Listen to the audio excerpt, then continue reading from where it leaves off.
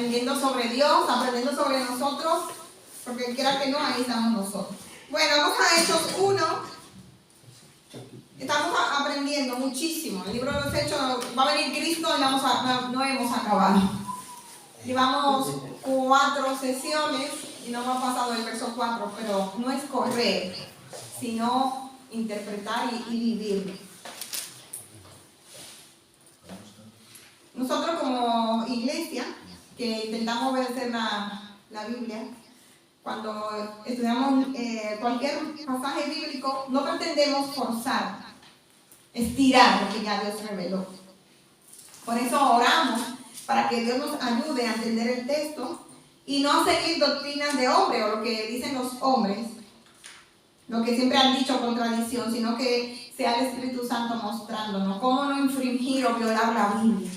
Es lo que queremos. Sabemos que el libro de los Hechos es uno de los libros con más que más diferencia ha traído. Pero bueno, nuestro propósito no es contender, sino que todos veamos en este capítulo y en este libro, sobre todo en este capítulo, lo que vamos a aprender hoy es que Dios cumple sus promesas.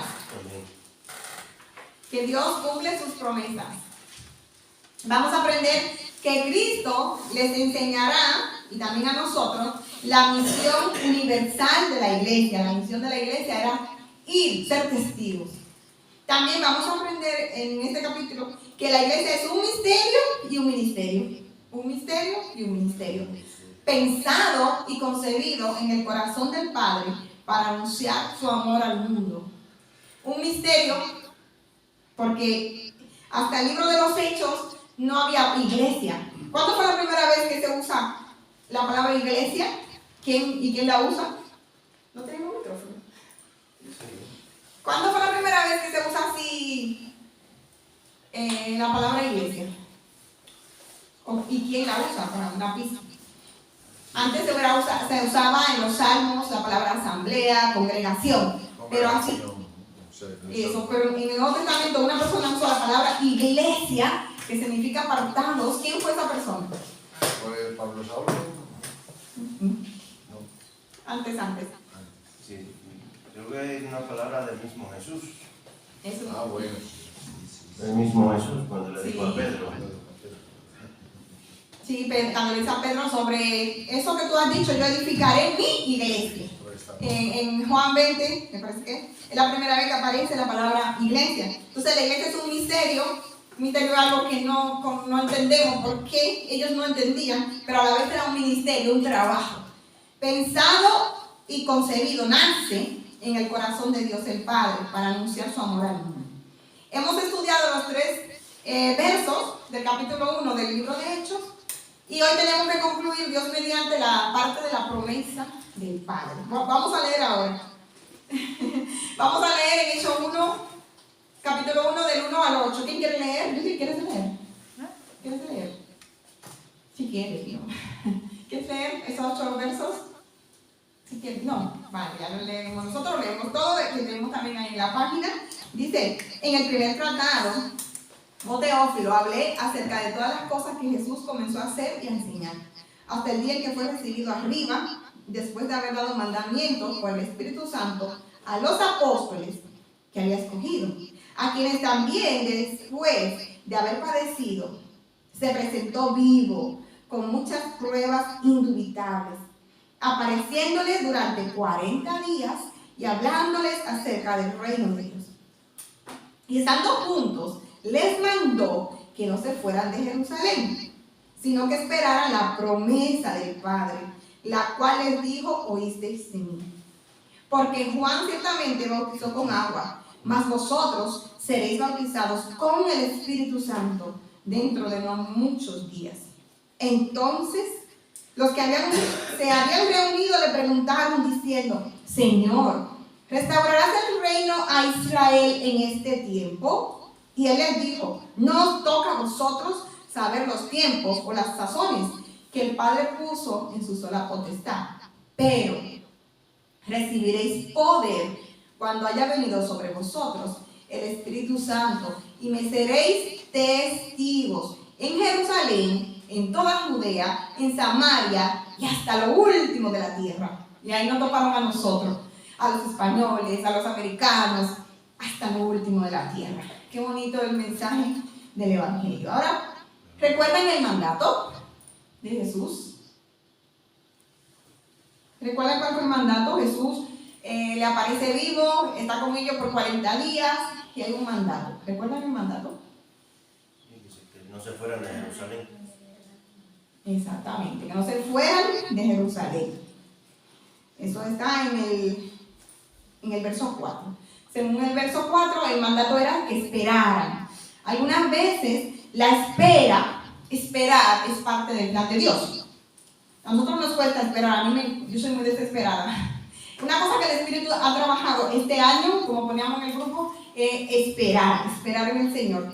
Porque la paciencia, porque la espera, en el libro de los Hechos aquí, era parte del plan de Dios. Jesús desciende y ellos tienen que esperar, y luego tienen que esperar 10 días más. O sea, muchas veces el Señor nos pone en la sala de espera y es parte de su plan. Retomamos o remontamos en la palabra bautizar que vimos el miércoles. Esto es un repaso, porque eso el pastor ya lo enseñó. La palabra bautismo es tomada de la palabra griega baptizo, que significa, o sea, cuando ellos usan una palabra tiene muchos significados. Y entonces, para expresar la palabra zambullir, sumergir, hundir, abrumar, sumir o lavar, ellos usaban la palabra esa, que para nosotros en castellano es bautismo.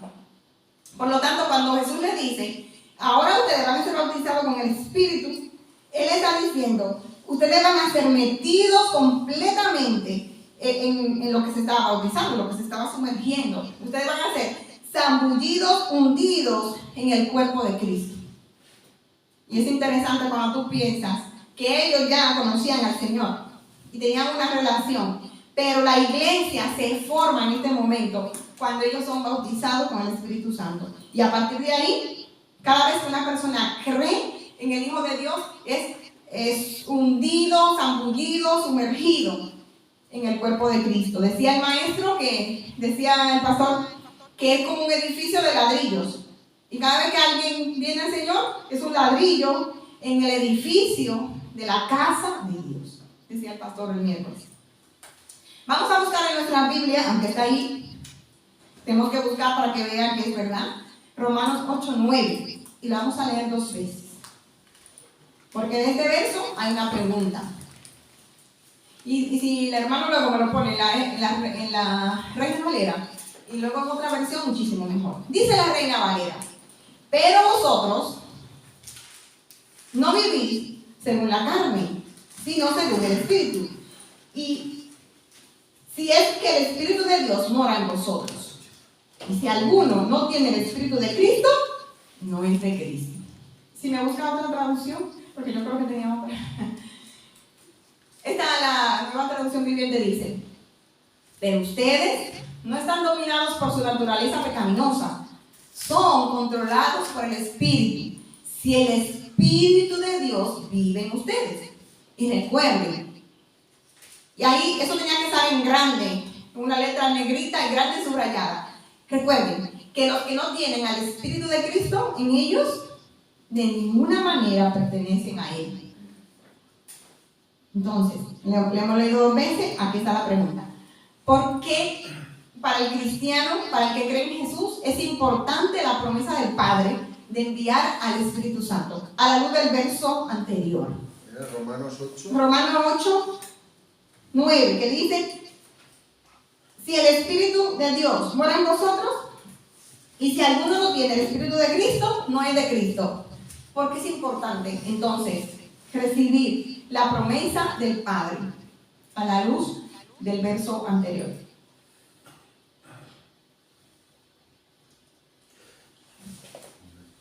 ¿Sí, Alberto?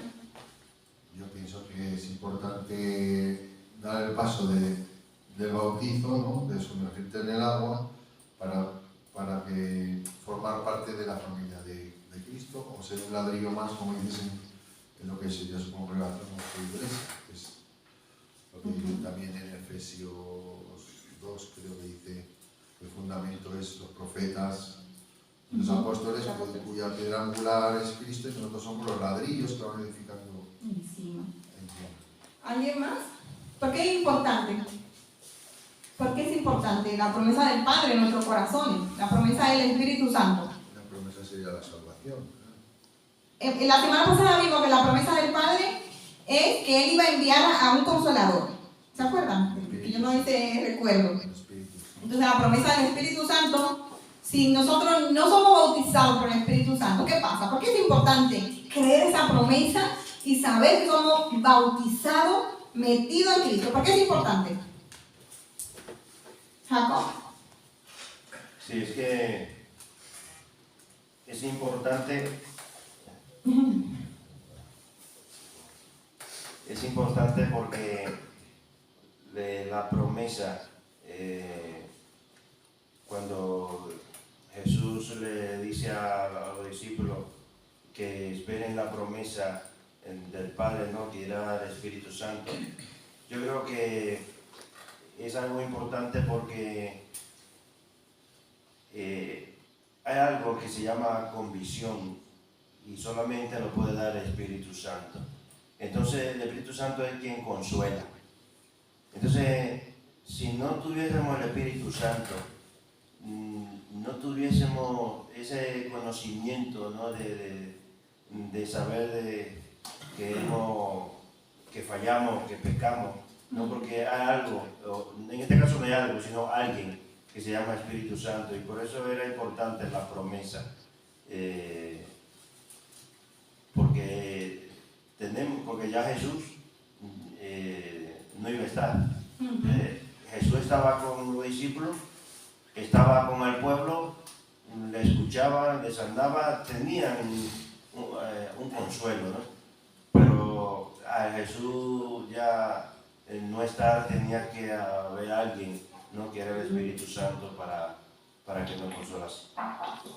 Y no sé si me sumo a alguien que quiera hablar, que escucho algo por ahí. Alguien me habla así. Bueno, hay una respuesta bíblica para esa pregunta y está en el libro de Efesios capítulo 1 versículo 13 y versículo 14. Este verso da la respuesta clara por qué fue importante la promesa Efesios 1. del Padre a la luz de este verso. Efesios capítulo 1, versículo 13 y 14. Escucha lo que dice, en él también vosotros, habiendo oído la palabra de verdad, el evangelio de vuestra salvación, y habiendo creído en él, fuisteis sellados con el Espíritu Santo de la promesa, que es las arras de nuestra herencia hasta la redención de la posesión adquirida para alabanza de su gloria. O sea, ¿cuál es la importancia? Porque la promesa del Espíritu Santo es lo que te hace a ti pertenecer ¿a quién? A Dios el Padre. Entonces, somos sellados con el Espíritu Santo cuando creímos en ¿quién? En Cristo Jesús. Sellado. Que es un sello. Una marca. Una marca. Una estampa, estampado es que lo que en el verbo griego lo que quiere decir es estampado.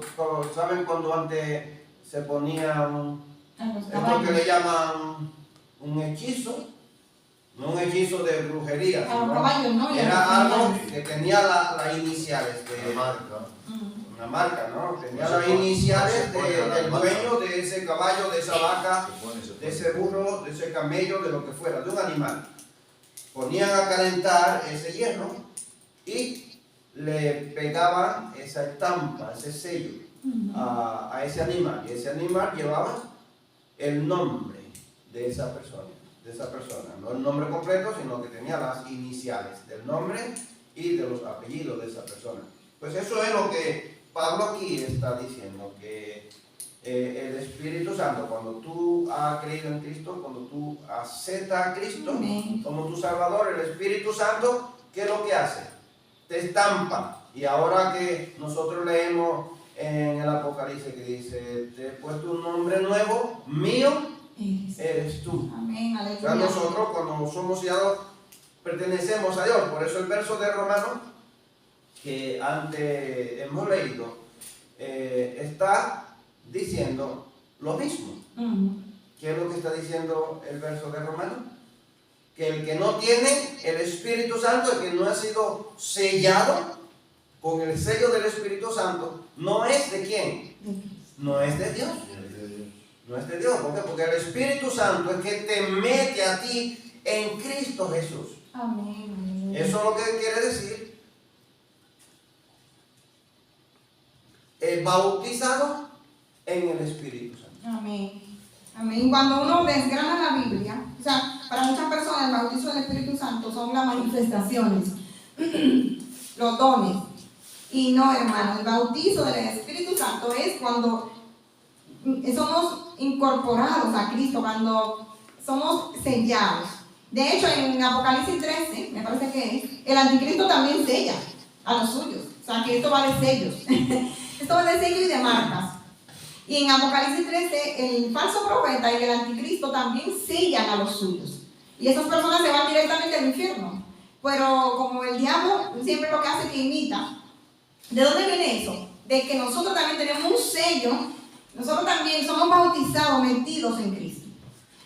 Y la respuesta es esa. Si alguno no tiene el Espíritu de Cristo, el sello de Cristo, el nombre nuevo, no es de Cristo. El Espíritu de Dios en nosotros es la marca de que somos de Dios. ¿Cómo el Señor sabe que yo soy de Dios y que Perencejo no es de Dios? Algo hay en mí que no hay en aquella persona. Pues en mí, si yo tengo el Espíritu Santo, es la marca. Por eso somos conocidos. No sé si hasta ahí entienden. A mí me maravilla mucho de que el Señor no nos dejó sin conocer a sus hijos, sino que Él nos conoce, nos marca. Sobre la promesa del Padre, no solamente Jesús habla en Juan 16, Juan 14, Juan 7. ¿Saben lo que es una promesa? Cuando yo le digo el día de Reyes, te voy a regalar tal cosa, es una promesa. No solamente Jesús habla de la promesa, sino que muchísimos años antes, Ezequiel y Jeremías habían hablado de la promesa. Pero hoy vamos a ver el texto de Jeremías 36, 25 y 27, que está ahí ya. Sobre todo para que podamos ver las letras en diferentes colores. Dice, esparciré, eso como un soplo, ¿no? Sobre vosotros agua limpia y seréis limpiados de todas vuestras inmundicias. Y de todos vuestros ídolos os limpiaré. Os daré. Todo está en futuro. Un corazón nuevo. Y pondré espíritu nuevo dentro de vosotros. Y quitaré de vuestra carne el corazón de piedra. Y os daré un corazón de carne. Y esas palabras que están más grandes y más oscuras, dice, y pondré dentro de vosotros mi espíritu. Qué bonita la promesa del Padre. Y haré que andéis en mis estatutos y que guardéis mis preceptos y lo pongáis por obra. Es hermoso lo que el Padre venía haciendo desde la antigüedad. Se lo están diciendo los israelitas.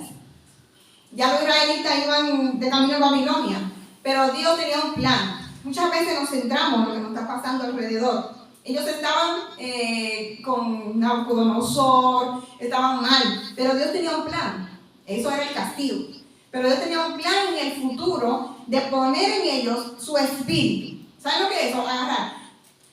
Es como esta chaquetita. Yo me la puse.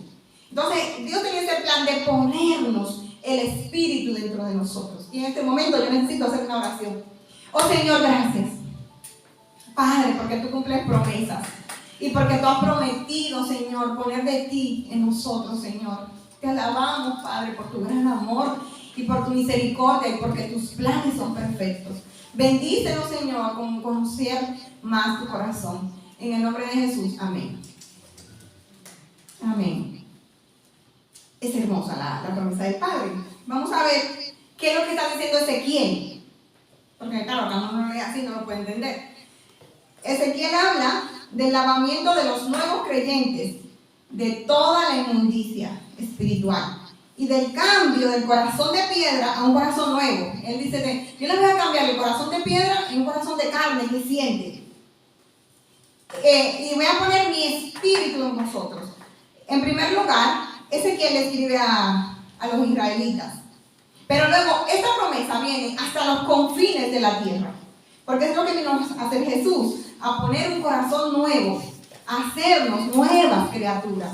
Y ahí vemos la promesa del Padre, esa promesa antigua que habla Ezequiel, que habla Joel, que habla Jeremías, y que Jesús lo predice en el capítulo de Hechos 4. Porque hasta donde estamos leyendo no ha pasado, ¿eh? Estamos aquí, ¿no? No ha pasado, eso va a pasar el día de Pentecostés. Que la promesa del Padre se va a hacer real. ¿Hasta aquí hay alguna pregunta? No me duerman. ¿Hay alguna pregunta? ¿Se entiende todo o no se entiende nada?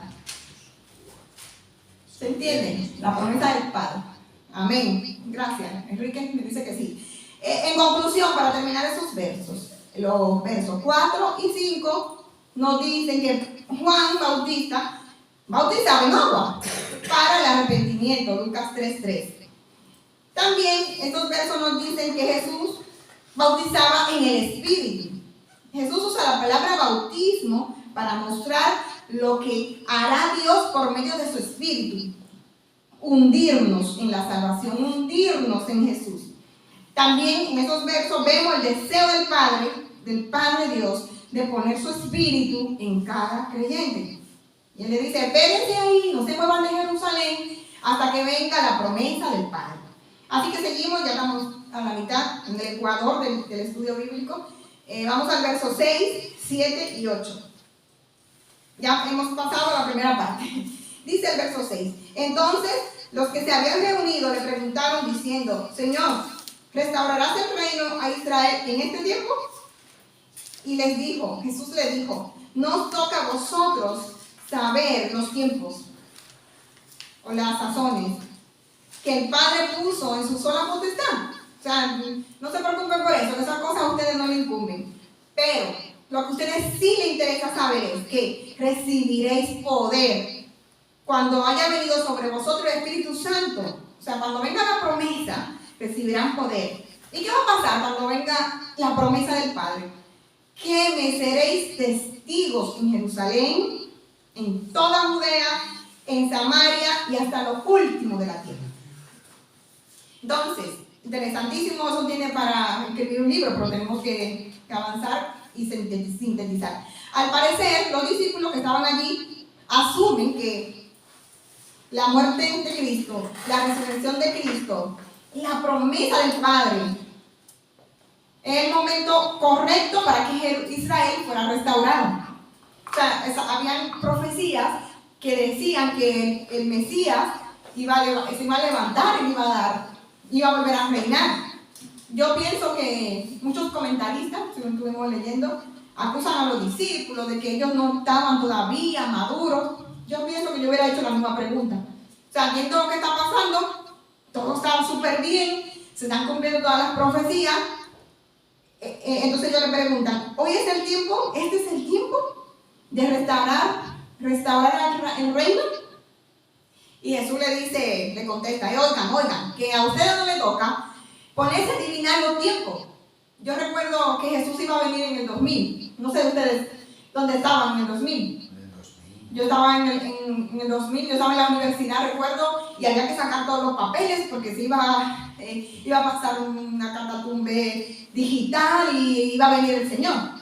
Luego iba a venir en el 2020 y vino la pandemia, pero había mucha gente desde años antes en los youtubers diciendo que Jesús iba a venir en el 2020. En el 2012 según la profecía. En el 2012 según los mayas. ¿Saben qué? A nosotros nos toca ponernos a adivinar en los tiempos. A nosotros nos toca ver el poder y que el Padre cumplió sus promesas. Jesús no niega la restauración de Israel, tampoco es que Israel no va a ser restaurado. Sí, Israel va a ser restaurado. Tampoco Jesús está negando su segunda venida, porque acuérdense que los ángeles le dicen, más adelante vamos a ver la semana que viene, que los ángeles le dicen que ese mismo Jesús que sube va a volver. Se presentan dos varones y le dicen, ¿ustedes qué están mirando? Ese mismo que ha subido va a volver a por ustedes. O sea, no está negando la restauración, no está negando la segunda venida, pero hay algo importante entre la restauración de Israel y la venida en la iglesia. Aleluya, ahí estamos nosotros en ese intervalo.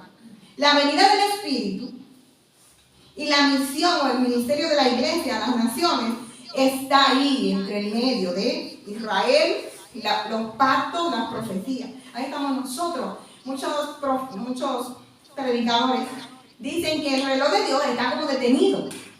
Pero es que Dios le está dando la oportunidad al mundo de que se arrepienta. Nosotros como iglesia, como creyentes, debemos ir y anunciarles el Evangelio de la paz. Por eso mismo, aquí pusimos, ¿no?, que el ministerio de la iglesia es un ministerio. Y muchas veces tú escuchas hermanos diciendo, yo no tengo ministerio. Una buena noticia, tienes un ministerio, ser iglesia. Ese es nuestro ministerio, ser iglesia, estar aquí, estar por Zoom, interesarse por los asuntos de la iglesia, orar por los asuntos de la iglesia, colaborar en todo lo que se puede. Ese es nuestro primer ministerio, uno de nuestros primeros ministerios y el más dejado atrás. Si no tienes propósito o ministerio, sé parte de tu iglesia local. Aquí hay trabajo. ¿Se acuerdan de este programa de la 2? Aquí hay trabajo. Aquí hay muchos ministerios que no podemos hacerlo a veces porque no tenemos los colaboradores. La iglesia local es el ministerio que Dios nos facilitó para hacer luz. Y luego, si tú quieres irte a las naciones, si tú quieres hacer cosas grandes, porque a veces lo que queremos es hacer cosas grandes para que no vean, pero la iglesia local es el ministerio que Dios puso, ser testigos. Eso fue lo que Jesús les dice. Ustedes van a recibir poder del Espíritu Santo, no para sanar gente, y sí, yo misma, por mí oró una persona que tenía 8 años, de algo que me daba a mí, no sé si era unas fiebres, no me acuerdo de qué eran las fiebres, mucha fiebre. Y ya mis padres no podían ingresarme, y fue el misionero de nuestra iglesia y oró por mí. No vamos a decir que no hay sanidades, pero la gente quiere el don de sanidad, el don de profecía. Oye, hay trabajo aquí en la iglesia local, vente para acá. Aquí hay trabajo con los niños, con los jóvenes. Ese es el primer ministerio. En la alabanza, en el sonido. Sí, Irene. El segundo. Bueno, hay otro muy importante cuando que la gente dice, es que yo no sé qué ministerio me guarda Dios a mí, o no sé qué, pero es que si vamos a Mateo 28-19, dice lo que hay que hacer. El ministerio, la gran comisión es un ministerio. Y mucha gente se interroga, no es que no sé mi ministerio, es que no sé a qué me ha llamado Dios. Ese es el llamamiento. Ese es el llamado. Y hacer discípulos. Los primeros discípulos son nuestros hijitos. Me encanta cuando están los muchachos aquí pequeños y los más grandecitos, que luego en el futuro son los que van a estar aquí enseñando. Ir es ir a la casa, ser ejemplo a los que están cerca. Ese es nuestro ministerio, pero queremos un ministerio grande. Yo quiero ser pastor, yo quiero ir por las naciones. Sí, está muy bien eso. ¿Y tu iglesia local qué? Así que lo dejamos ahí, el pastor ya se encargará de esa parte. Aquí hay una aplicación para nosotros. Vitamina A, decía un profesor del Instituto de Teología. Vitamina A de aplicación. Los eventos del futuro, lo que va a pasar del anticristo, sí, van a pasar. No deben eclipsar la misión o el ministerio de la iglesia. Es fácil distraernos con las cosas del futuro, con los dones del Espíritu, cuál es mi ministerio, por qué estoy aquí en la tierra, por qué existo, ¿vale? Nos distraemos cuando tenemos una comisión, tenemos un llamado claro de ir, de ser testigos, dice Jesús aquí en el verso 8. Entonces la aplicación es, dejemos las cosas que nos distraen y vamos al asunto que es el testigo. Dios tiene una misión hoy para ti y para mí, según el verso 8, y es ser testigos. Me gusta mucho que le dicen Jerusalén, o sea, aquí cerca, en Judea, un poquito más lejos, y en Samaria, muchísimo más lejísimo. Samaria ni siquiera eran judíos. O sea, ustedes tienen que ser testigos aquí con los suyos que están un poquito más lejos, como Judea, y en Samaria, que están por allá, y no son ni siquiera judíos. Y es más, hasta el final del mundo, decía este chico Emilio, este jovencito de la iglesia, en la Patagonia, se dice en Colombia, en República Dominicana decimos, hasta allá, en el Quinto Pino, el Señor nos manda a ser testigos. Sin embargo, siempre estamos, nos distraemos como los gatos, hay una lucecita que distrae a los gatos, nos distraemos y no crecemos. Nos distraemos pensando el ministerio, el don, no sé qué, y vamos a estar delante de Dios y Dios nos va a pedir cuenta. Aquí hay trabajo, en la iglesia local. Entonces, ¿en qué consiste el poder del verso 8? Que Jesús le dice, recibiréis poder. Muchas cosas. Todo lo que la gente dice que lo sabemos del Espíritu Santo es verdad. El fruto, el don, eso es verdad. Porque los dones son para la iglesia, el fruto es como yo manifiesto mi llenura. Pero, sobre todo, el poder del Espíritu Santo nos ayudaría, o nos ayudará, o ayudaría a esos seguidores, a las personas que Jesús le habló en el original, eran los discípulos, como 120 personas. Entonces Jesús le dice, van a recibir poder para que le ayude a difundir el evangelio por todo el mundo. Imagínense que Jesús había sido muerto por predicar el evangelio. Qué miedo, ¿no? Crucificado. Ellos necesitaban mucho poder para salir por Jerusalén, por Judea, a predicar. Muchísimo poder. No sé si ustedes se pueden poner, sumergirse en ese momento histórico, año 30 y pico. Ha muerto un hombre en una cruz un viernes antes de día de reposo. Ay, ¿por qué murió ese hombre? Porque él predicaba y hablaba de Dios, que era Dios. Mira. ¿Y qué pasa? Él tenía 12 seguidores y más, y mujeres. ¿Y entonces? Están escondidos. En Juan dice que ellos estaban escondidos con las puertas cerradas. ¿Necesitaban o no necesitaban poder? Necesitaban poder. Y nosotros también necesitamos el poder para aconsejar. Para preparar estudios bíblicos, para cambiar para nuestros hijos, para las hermanas, para los hermanos. El mismo poder que les ayudó a ellos a salir y morir por el evangelio es el mismo que nosotros necesitamos. ¿Sí? También cita que los que creían de verdad en él y eso, que tendrían poder como para sanar, que le cogerían serpientes y no les dañarían. Es lo que le pasó a Pablo, ¿no? Que le mordió una serpiente, pensaba que iba a morir y no murió. Estaba cogiendo leña cuando le llevaban a Roma. Claro. Y la sombra de Pedro curaba, sanaba a los enfermos. Y el Espíritu Santo tenían un cierto poder así, del Espíritu.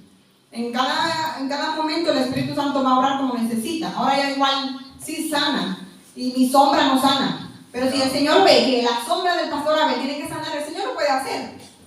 Porque el Señor es el que sabe. O sea, Él sabe en cada momento, en cada avivamiento, en cada época, cómo el Espíritu Santo tiene que obrar. Y nosotros, ahora le paso a Jacob. ¿Sabe qué pasa? Que nosotros, en vez de ser controlados por el Espíritu Santo, nosotros queremos controlar el Espíritu Santo. Y entonces, mientras una persona no es controlada por el Espíritu Santo, no va a hacer nada. Nosotros queremos hacer que el Espíritu Santo diga lo que nos ha dicho. ¿Cuántos matrimonios se han roto por decir el Espíritu Santo me dijo? Nosotros no nos dejamos controlar por el Espíritu Santo, pero queremos controlarlo a Él.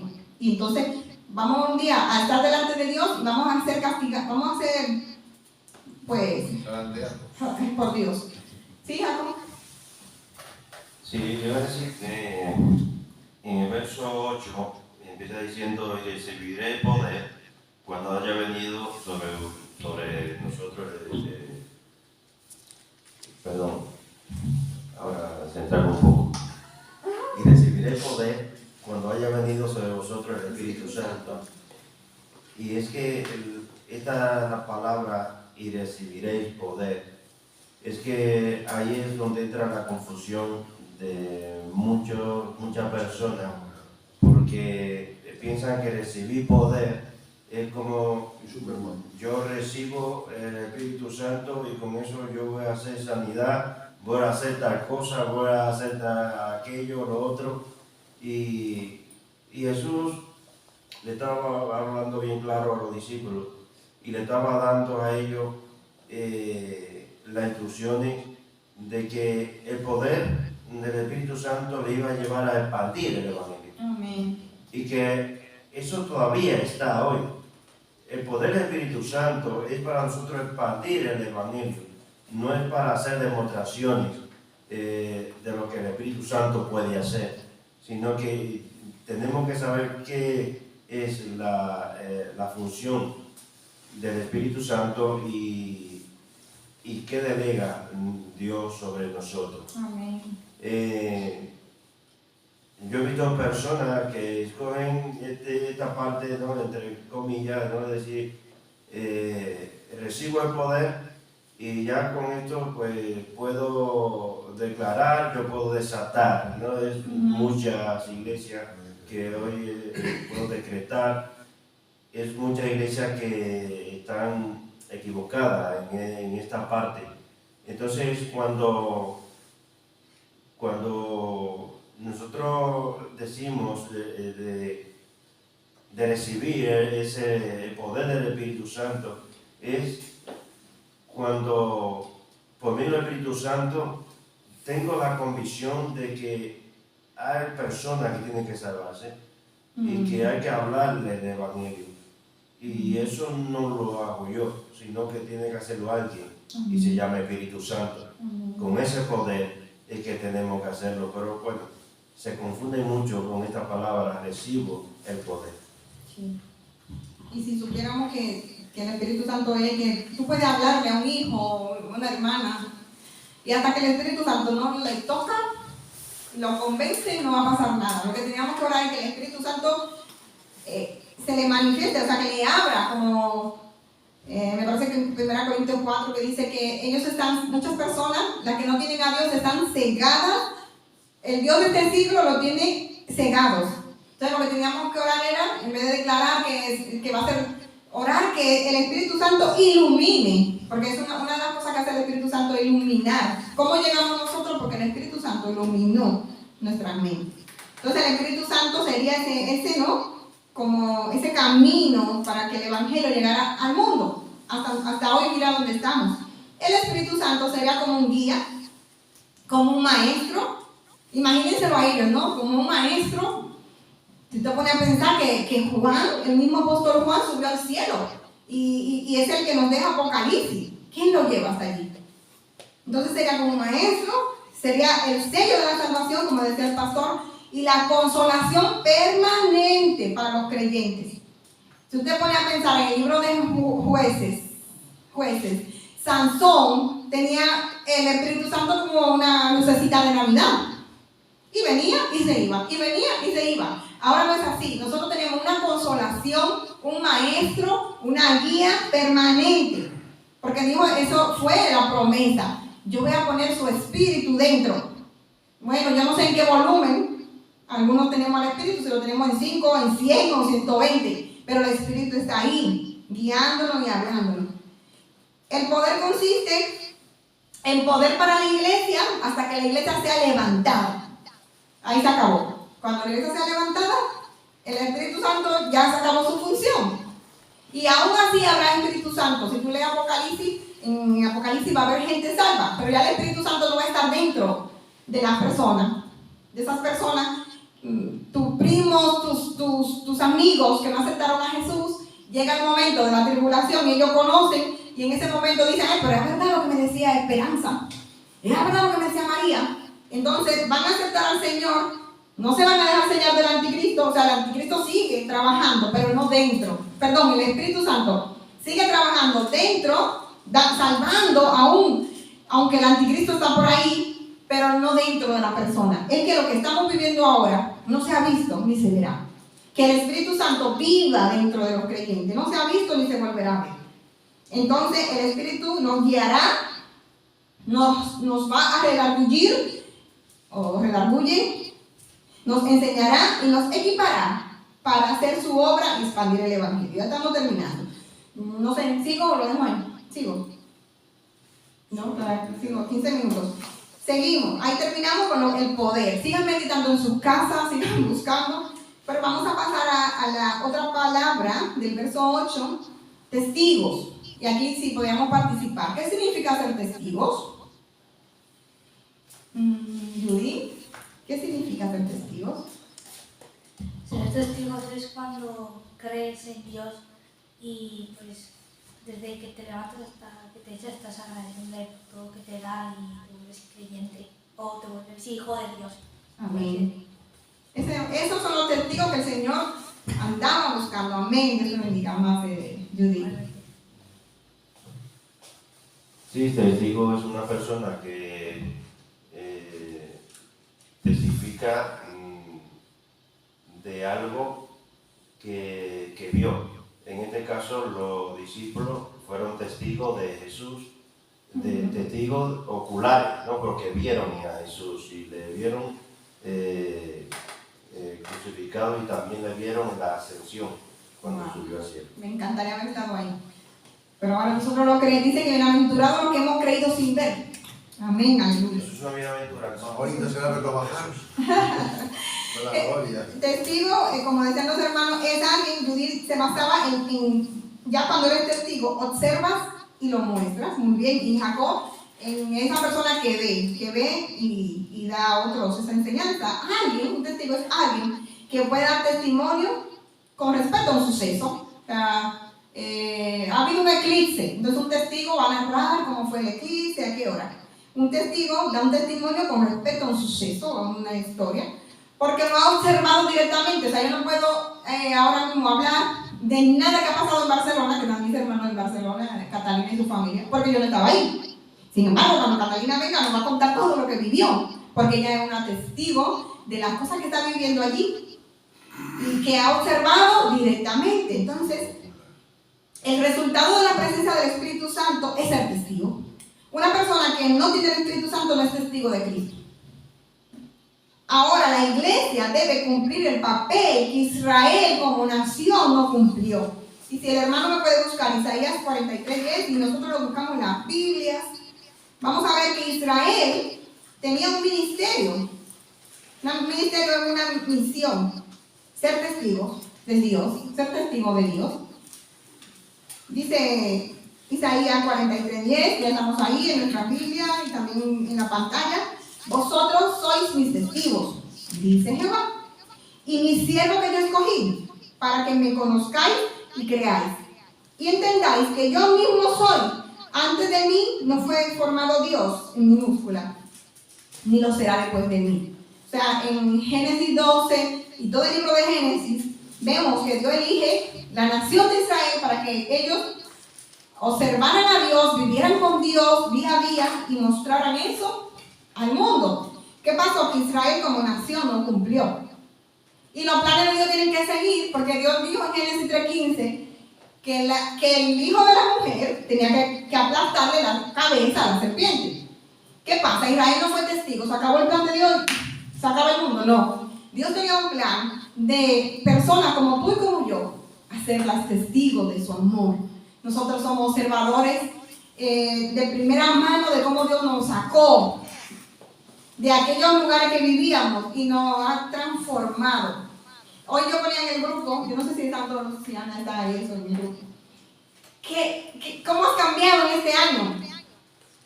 Un testigo de Dios tiene que cambiar, que sea 1 centímetro, porque el Espíritu Santo ahí nos lleva.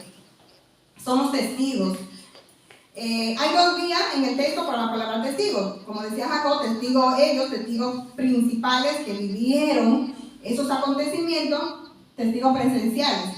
Y también hay un mensaje para ti, para mí. Testigos enviados por Jesús, comisionados por Jesús para extender su iglesia. Tú y yo y tú. Somos testigos para extender el evangelio.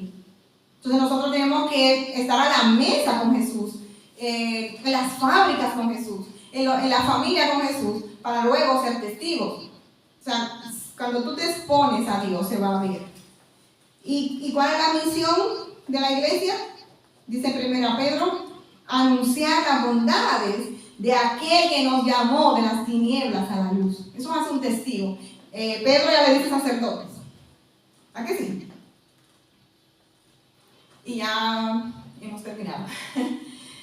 hermanos, hemos terminado. Aquí, en esta parte, me encantaría que 2 personas, igual de las que no han participado, pudieran decir que han aprendido de la promesa del Padre, del corazón del Padre, de ser testigos, del ministerio que tenemos en la iglesia local, de cómo Jesús no se fue para el cielo y no nos dejó con una mochila.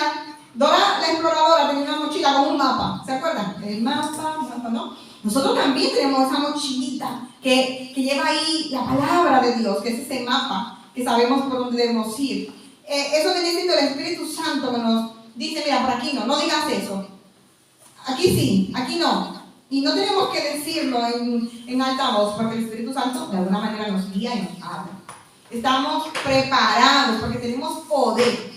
¿Qué hemos aprendido? 2 participantes. Padre Ramona, yo un poco más porque 2 participantes, a ver con qué se quedan hoy. También los del Zoom si quieren. ¿Con qué se quedan hoy?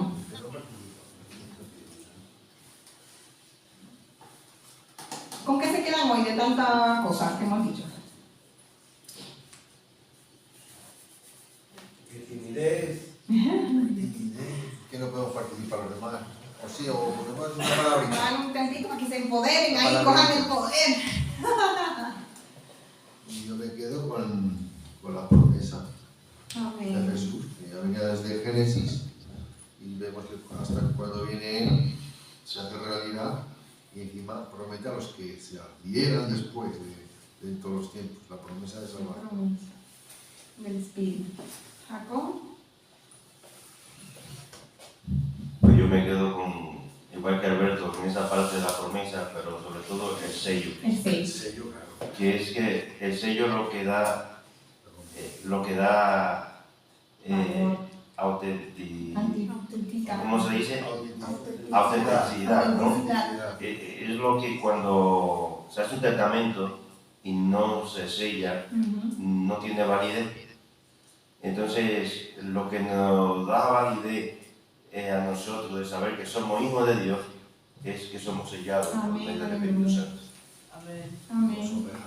A mí me chocó mucho el verso de Ezequiel, que nosotros tenemos el Espíritu de Dios dentro.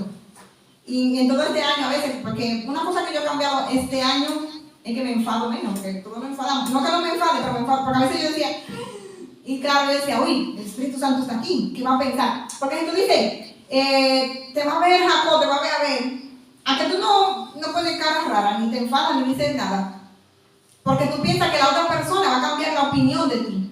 Y de un momento a otro, este año, consciente de que el Espíritu Santo está en todos los momentos, yo decía, ¿por qué yo voy a llorar si el Espíritu Santo está aquí? ¡Qué vergüenza! O sea, ser consciente de que el Espíritu Santo está dentro de mí. Y he mejorado muchas cosas. Una mala reacción, así, una contestación. El Espíritu Santo va a pensar, porque es que está dentro. Ni siquiera que está afuera. Es que antes de yo decirlo, no está la palabra en mi boca, la actitud, la reacción ya él lo sabe. Y si fuéramos conscientes, entonces ya cambiaríamos. Una de las perlas del libro de los Hechos, muchas que hemos sacado, es que nosotros debemos continuar el trabajo de la iglesia, que la iglesia primitiva, Pedro, Jacobo, Juan, comenzar. Nosotros somos. Nuestros hijos son. Le va a tocar más difícil como está la cosa, pero ellos tienen el poder del Espíritu Santo también. En cada época, mira la pandemia, aprendimos al Zoom, ¿se acuerdan de los tiempos? Baja, está mute, no puedo entrar, David, no sé qué. Aprendimos, el Señor nos ha ido dando el poder para cada época y nos va a seguir dando. La tecnología avanza y nosotros avanzamos. Y si como si fuera poco, pues manda gente más preparada. Entonces, el trabajo de la iglesia primitiva, lo que ellos hicieron, nosotros lo seguimos. Otra cosa, otra perla, otra enseñanza, es que sí, lo dijo el pastor la semana pasada, si Jesús hubiera permanecido en la tierra, su presencia física habría limitado la difusión del evangelio, o sea, porque el Espíritu Santo no hacía falta dentro de nosotros, porque estaba Jesús. Jesús le dice, a ustedes les viene bien que yo me vaya, yo estoy loco por irme, para que ustedes reciban el poder, el Espíritu Santo de la promesa. Otra perla es que no podemos pertenecer a Cristo sin su Espíritu. Y el otro día hablábamos de la Wi-Fi, que era el Espíritu Santo. Y yo dije, se me rieron los que estaban atrás. ¿Cuántos zombies habemos en las iglesias? Me da mucho dolor pensar que habrá pastores, gente, cantante, todo sin el Espíritu Santo y serán avergonzados. Va a haber mucha sorpresa en el cielo, porque si tú no tienes el Espíritu Santo, no vas. Otra perla es que Dios el Padre establece los tiempos, los tiempos en que deben ocurrir los hechos. En mi vida, Él establece los tiempos. A nivel nacional, o sea, aquí en Tudela, Navarra, España, Europa, Unión Europea, hasta el infinito y más allá, el Padre establece el tiempo. ¿Se acuerdan que le dijo? No le toca a ustedes determinar los tiempos. Eso da paz.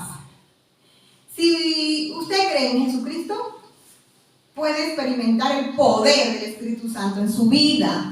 Primero en la vida, cantaba el pastor, creo en ti, en lo que harás en mí. Y si el Señor lo hace primero en mí, tampoco va a ser en los demás. El pastor siempre dice, yo soy una oveja. En casa siempre lo decimos.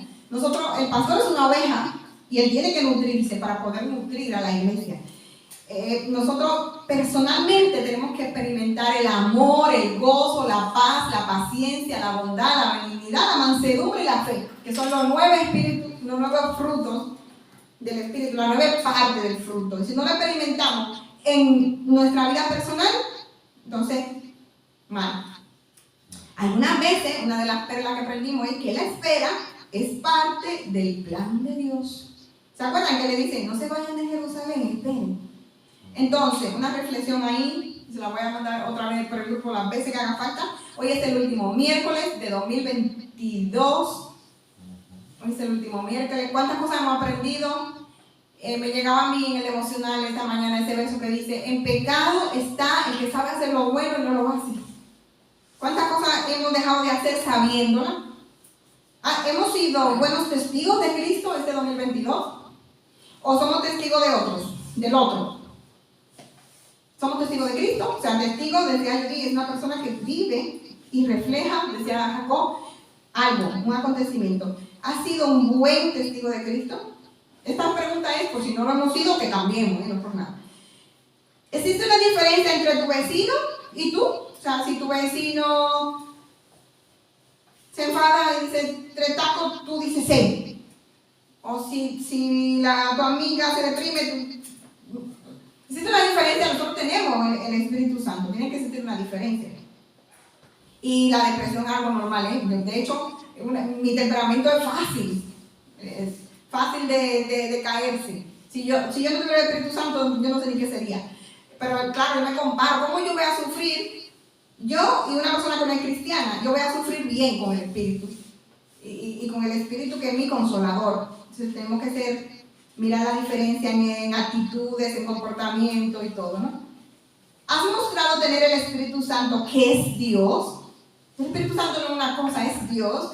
En tu vida cotidiana, fregando, cuando los muchachos sacan malas notas, cuando las cosas te salen mal, ¿has intentado tener el Espíritu Santo? Porque aquí en el local todos somos muy bonitos y piadosos y preciosos y santos, todo bien. Pero por ahí afuera, en lo más difícil, yo lo digo por mí, que el Señor ha trabajado mucho esa parte conmigo, muchísimo. Espiritualmente, ¿has crecido este año? ¿Sigues igual o peor? Yo creo que eso es una buena pregunta para uno el año que viene ponerse la pila. ¿Estás esperando y escuchando las instrucciones completas de Dios o tus planes te hacen correr? No, tengo mis planes.